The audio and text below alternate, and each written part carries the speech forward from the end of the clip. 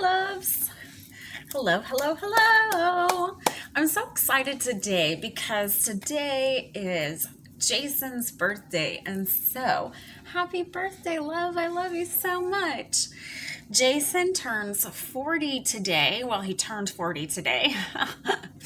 and let's see. Jason and I met in the second grade.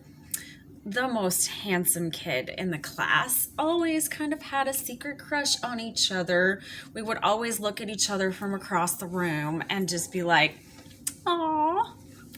And I remember we had, we had speech together in the 11th grade. Not speech. It was definitely like health. It was health.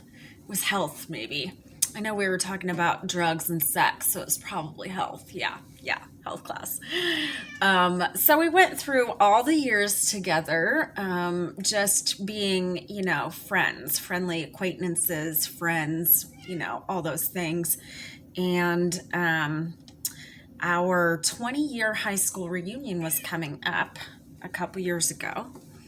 And I found him on Facebook and I was like, oh my God, is that handsome face Jason? So anyway, we decided that if we were going to go to the reunion, we were going to go together.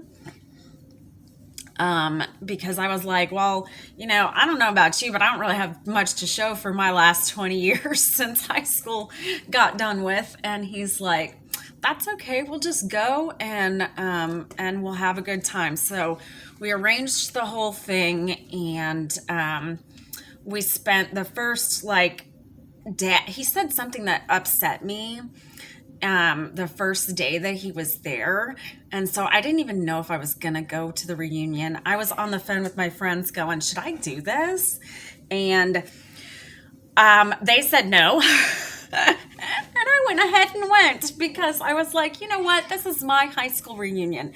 And if I want to go and see face these people, it's been all these years, and why not? Why not just go and do this thing? So I had gotten irritated with him.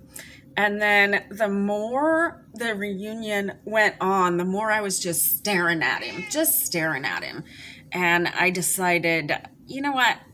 It's stupid that I got upset. And so we ended up spending the rest of the weekend together, fell in love pretty much right there on the spot. It's been very hard since he came to Ohio. That is very true. Jason and I both are addicts. I am addicted to pain medication and cocaine. Those were the things that I was addicted to. Mostly pain medication, because I was in constant pain. I still am.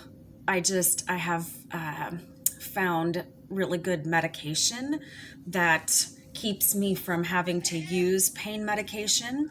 So it's not a pain medication that I take. It just happens to work that way for me. And Jason is an alcoholic. And so Jason had been struggling a lot with his alcoholism since his return here to Ohio. And so with all of that, he has come through it, gone through rehab hell. His health, between his health and other circumstances, he kept getting booted back and forth between rehab and the hospital for almost 6 months. And he made it through all of that. He's got a job. He's working really hard. And, I've got so many people in my life that told me to ditch him, that, there's no point. It's a lost cause, this thing and that thing, because a lot of times it is a lost cause with addicts. But I feel like it depends on the circumstance and the fact that I also understand addiction because I've been there. Um, I am there. It doesn't ever go away. Um, it's something that you wake up every day and tell yourself, I'm not going to do that today. Um, I'm so very proud of him for how far he's come. And here's to another 40 years, baby. So I made him some steak and I'm marinating the steak right now because he's actually at work today. At tonight, actually. He's at work tonight. And I made peanut butter pie. He loves peanut butter pie.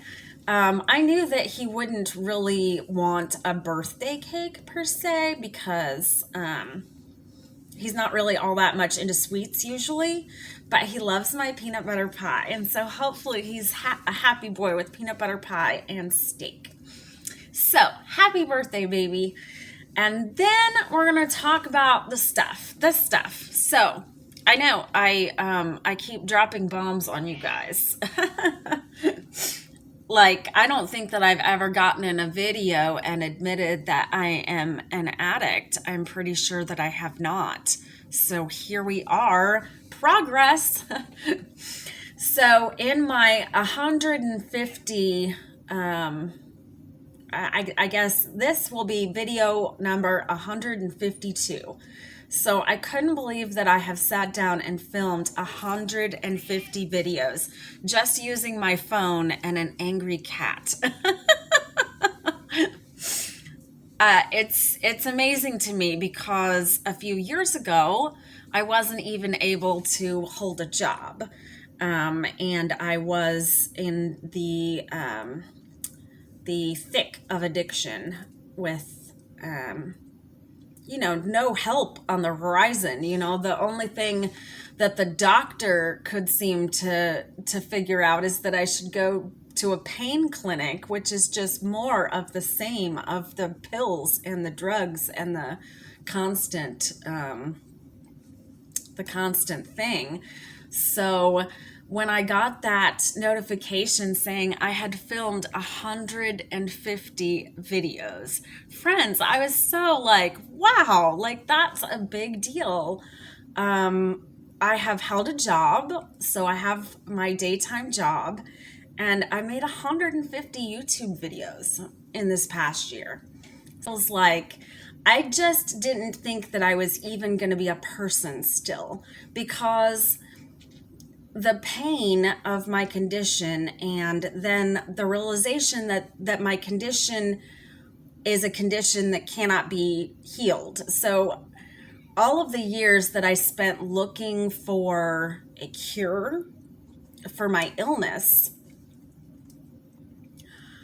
when I got the diagnosis of Ehlers Danlos, I'm like, oh, well, there is no cure for that.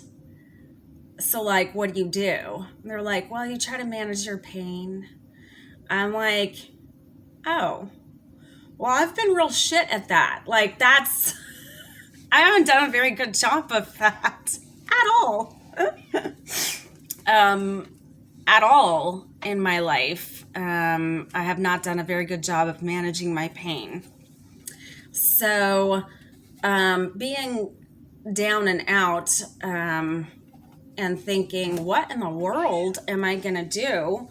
And then going to that reunion is literally the best thing that's ever happened to me, for so many reasons. But one of them being that I'm now on a medication that I didn't know about, that Jason told me about, that I could go and get on this medication, and that he thought that it might take care of my pain.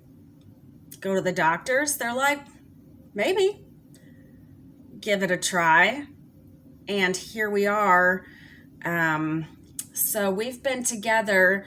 This July 28th will be 2 years since the reunion. And I've been on this medication for now a year and 8 months, maybe. And I'm a happy person. I am joyful. I am doing things that I did not think I'd ever do again. I was walking with a cane 2 years ago. I My bones felt like glass. I would walk and feel like my bones were breaking every moment. Now, sometimes they still float back and forth, and sometimes you'll hear me go out of nowhere because something floats in and out. Because that's kind of the thing with Ehlers Danlos, and we'll talk about that in more depth. I just had to come clean first and say, why it's so very difficult for me to talk about my illness is because it caused a severe addiction for me. And I have 2 children. And always wanting to do what's best for them. And then at the same time, be out of pain enough to be around them was a huge struggle. And I didn't want to be doped up mommy. And I didn't want to be mommy that has to have her Vicodin or she's not okay. I didn't want to be that person. And finally, I'm not that person. I'm the person who you can count on. I'm a person who shows up. I'm a person who doesn't lay in bed every day and think that they're dying, because I cannot tell you how much of my life I've spent thinking I was dying. And I laugh like a nervous laugh there because it's a hard thing to explain when constantly your pain threshold is moved higher and higher. So yesterday it was easier than it is today. And tomorrow's going to be harder than it is today. And it never stops. So the thing with Ehlers Danlos, I say Ehlers, and I know that most people in the community say Ehlers. I think it's Ehlers or Ehlers. I don't know. It's EHLERS or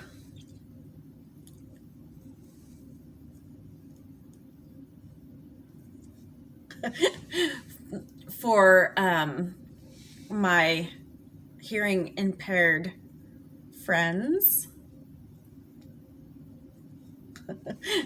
It takes me forever to fingerspell now because I have to think about it so bad or so hard. But I spent a couple years training on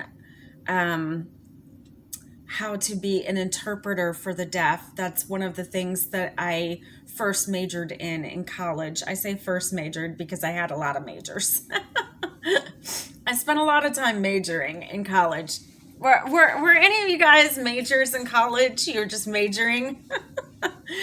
I'm a major. So anyway,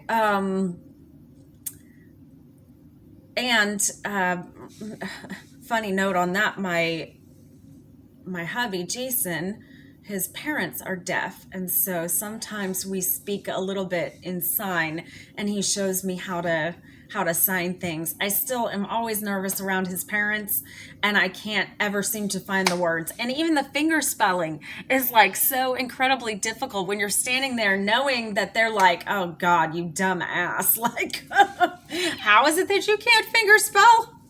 What's the matter with you? But I'm sure they're not judging me that way. That's just how I'm hearing it in my head. I have very negative self-talk. That's a whole different episode. Very negative self-talk I have. Anyway, so the thing with Ehlers Danlos is that your collagen it's there, but it's messed up. So collagen is the stuff that sticks you together. It's in between every bone. I think there's 260 bones in the body, something like that. Science friends, help me out there. There's quite a few bones, right? So, collagen is what is supposed to keep those bones held together, right? And it's all over your body, and mine doesn't work. And that's the long and there's really no good way to explain the disease because it's such a strange disease. There's also a lot of symptoms and strange things about it. So I'm a very flexible person. I I've always just been an extremely flexible person. And you can say that about a lot of people who are in dance. I was always in dance, and I always had really good splits.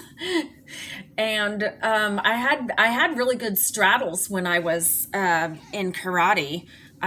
Went down into perfect straddles. The karate guy was like, "Ooh, that's nice." I could always do these things that I called circus tricks, which I would always do to like break the ice with people. I'd be like, "Oh, have you ever seen me jump rope my body?"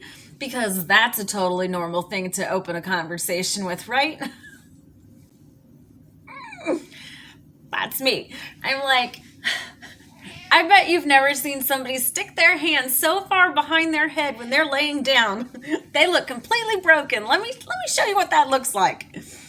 Because, I really don't like uncomfortable silences. And if I have to fill that with me talking, I'll do it.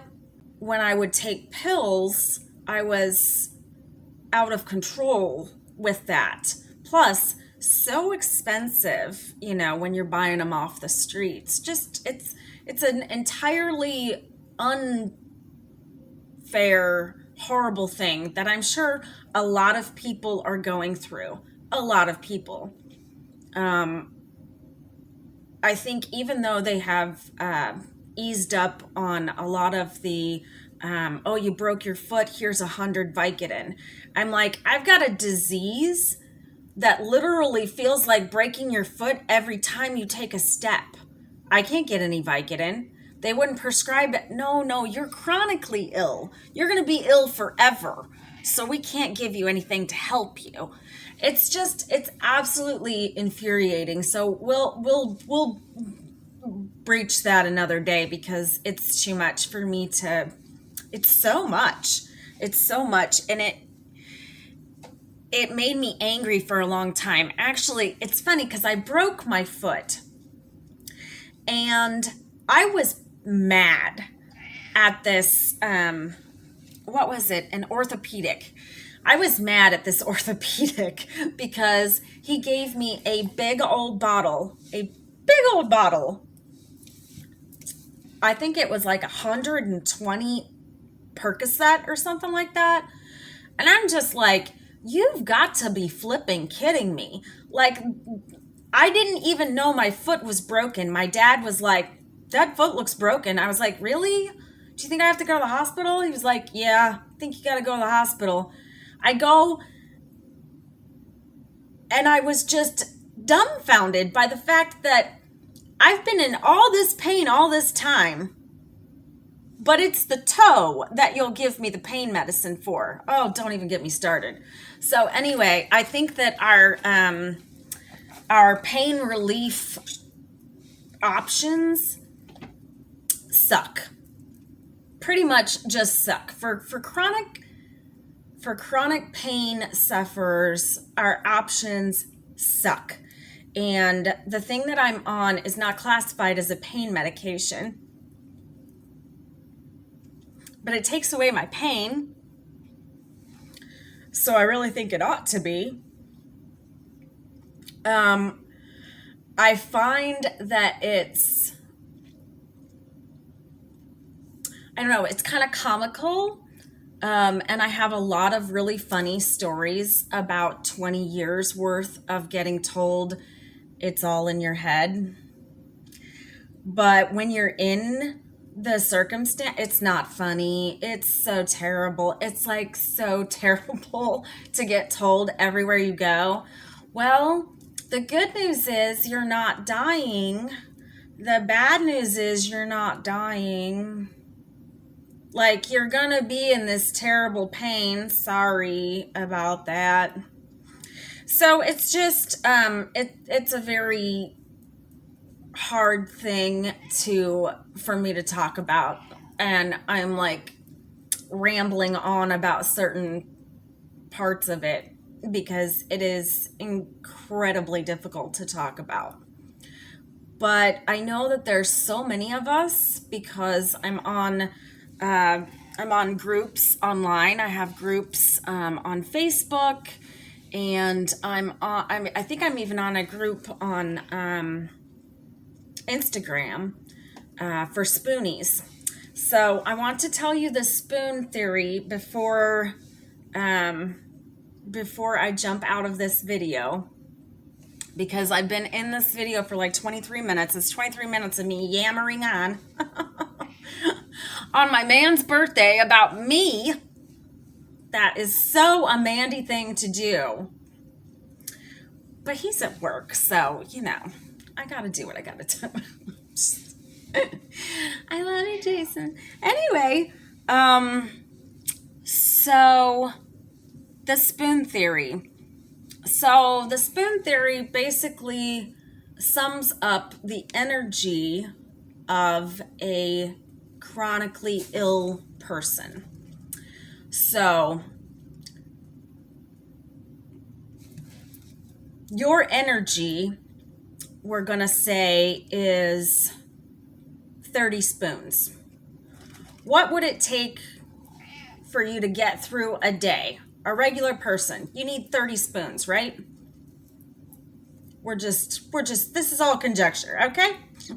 And the spoons represent your energy, right? So you have to spend your spoons as you go through the day. So a shower might cost you a spoon. It takes a little bit of energy to get in the shower. Shower off, lather up, all that stuff. You got to spend a spoon for that. You got to spend a couple for work. If you work on a physical job, you got to spend a couple more for that. Yard work is going to be quite a few spoons, right? And by the end of the day, a 40-year-old woman would probably, a regular 40-year-old woman would probably spend, maybe close to her whole amount of spoons, maybe close to the 30 spoons she gets. You could probably do a spoon for each year that you're alive. So let's say it's 40. Okay, so I'm 40 and I get 40 spoons to take my day, right? To go through the day. So when I wake up and get a shower, that takes me 5 spoons. Some days it takes 10 spoons just to get a shower. Some days eating takes me 6 or 7 spoons because the process of eating has become difficult for me because of the breakdown of my esophagus. Because I also have gastroparesis, which is the paralyzation of the stomach. And it can be sometimes, or it can be forever, that your stomach just can't handle things anymore. So the process of eating is very painful. And if I do end up getting a small, fist-sized meal down, it's keeping it down that's real important, which is going to involve a lot of belching and holding it in so that I don't puke, those kind of things. And then we've got normal ass things that shouldn't bother people, like, for instance, wiping your ass. Let's just be real. Wiping your ass. That should not be a thing that could dislocate a person's wrist. But in my condition, It can, and it does. And sometimes that wrist is just no good, friends. So anyway, I know that some of my subscribers had said that I should come on and talk about my illness, and this will be like the start of me talking about my illness. I don't know if it's made any sense. I'm gonna watch it back, and if I sound like a total fucking fool, I'll probably reshoot the thing because I don't want to be like ridiculous. The next thing is, can we just talk about how cute this monochromatic thing is? How cute is this? We've got the lovely lilacs, and by the way, lilac is the thing this season. In the summer, it's all about the orange and it's all about the lilac. So the look that I have on is from a new palette, and I put it on my Instagram for y'all to guess name that palette. I put the swatches of the palette and the eye look. So go on there, name the palette. Who knows, you may win something. I don't know. It depends on if everybody guesses the right thing or if it's just like one person guesses. I don't know. We'll see. We'll see what mood I'm in, okay? How many spoons I have left and the like. Thank you so much for listening to my ramblings, and I will see you guys on the next one. Don't forget to like and subscribe, and if you like this type of content, I have plenty more where that came from, because I have 40 years worth of having the disease that I can talk about. I actually have lots of diseases, by the way. Ehlers Danlos is just my umbrella condition, and then all the other ones kind of just line up underneath it. So anyway, and scene. Bye, guys. By the way, life is too short not to wear the crop top and the short shorts. It's hot outside.